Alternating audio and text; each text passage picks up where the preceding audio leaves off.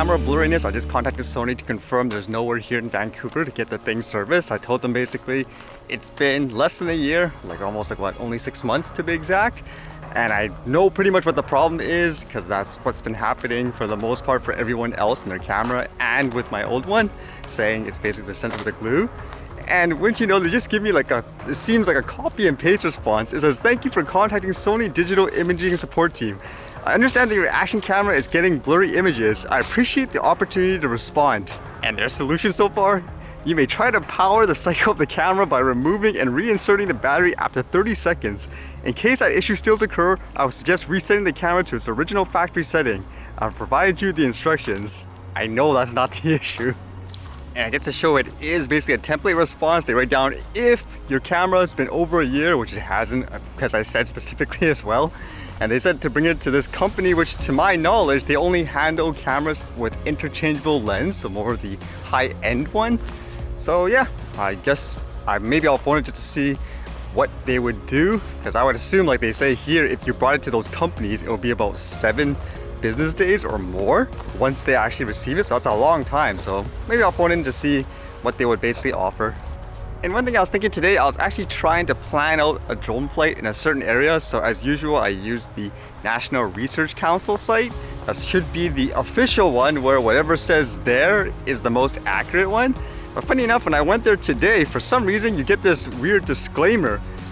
It says, the drone site selection tool relies on data collected from external sources detailed in the acknowledgements. The Government of Canada is not responsible for the accuracy, reliability, or currency of the information supplied by external sources. The data is provided as is without guarantee or warranty of any kind, whether express or implied. The Government of Canada, its officers, servants, employees, or agents shall not be held liable for damages of any kind whatsoever, including without limitations, claims, injuries, expenses, or other costs or losses of revenue, profit, or indirect, special, incidental, or consequential damages attributable to or arising from the use of data or any interruption in the functioning of the drone site selection tool. Okay, that's a mouthful. And then it says, the operation of a remotely piloted aircraft system in accordance with this web tool does not imply compliance with Transport Canada's regulatory requirements.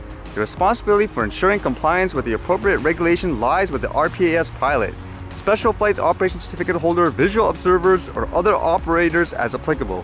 But wouldn't this kind of imply overall that, you know, the information is as is and there's no guarantee that it's a 100% accurate and all? Unless I'm reading it wrong, because that would be kind of bad.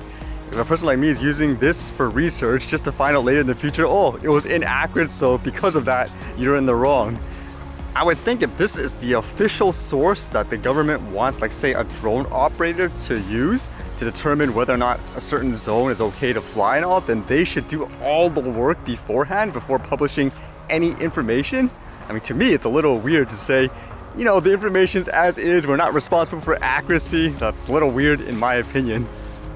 Maybe the message was always there and for some reason I didn't get it. I just found it weird again why it popped up, and it's kind of interesting to think about where we can't 100% rely on all the information, I guess.